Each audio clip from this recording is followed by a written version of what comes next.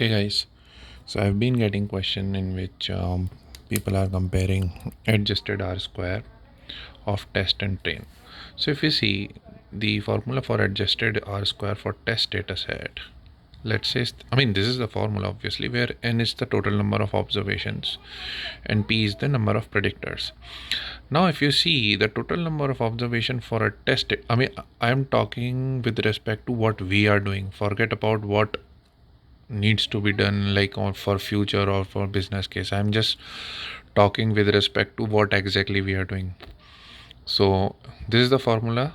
So point is this n is nothing but 75% of the data set, and a smaller n is which is your test data set, that is 25% of the data set, which makes it n by 3. So if you see, the adjusted R square is basically a function of R square, n and p. Now in both these cases, in both the adjusted R square, p remains the same. So p is out of question now. Now if we have, now assuming that we have created a very effective model where the R square of train and test data set both are almost very near, let's say 0.80 and 0.81, something like that, or 0.80, 0.82. So there also, if I can approximately say that these two values are also equal, approximately the R square of test and train, let's say, is approximately equal. So what actually left is that the adjusted R square remains the function of sample size. That's it, because P is same for test and train, and R square we are saying they're approximately same, 0.80 something something and 0.81 something something. Okay, so I just did a small calculation. For example, there were 100 values. So 75 were test train and 25 were in test, and let's say 0.80 was your R square of test data set. Now 0.80 was your R square of test data set, and 75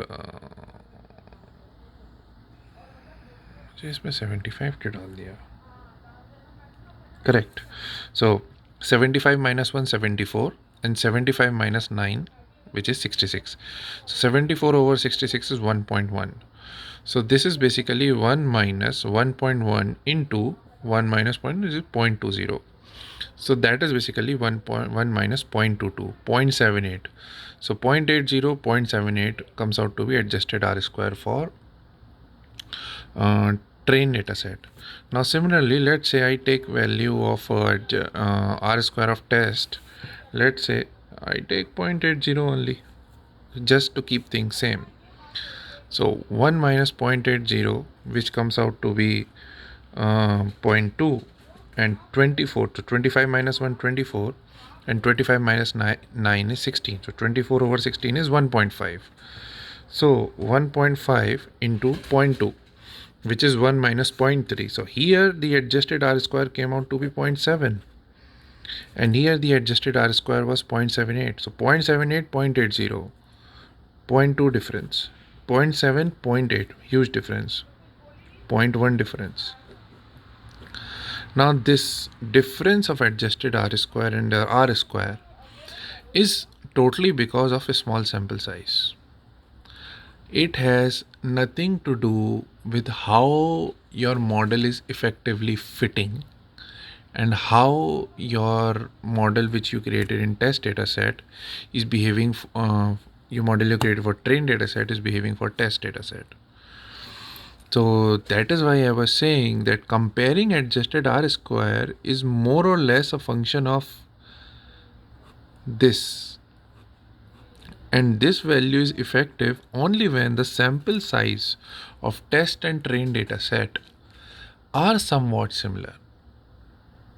Because just for 24 values, let's say, and 9 predictors, it will start punishing. So that's why I was saying. And yeah, that's why Sumit told that the predictors should be 10 or less, because he knew that the adjusted R square for 700 odd values for us would actually end up with a very high adjusted R square difference. So that's why he asked us specifically to bring the predictor's value down to 10.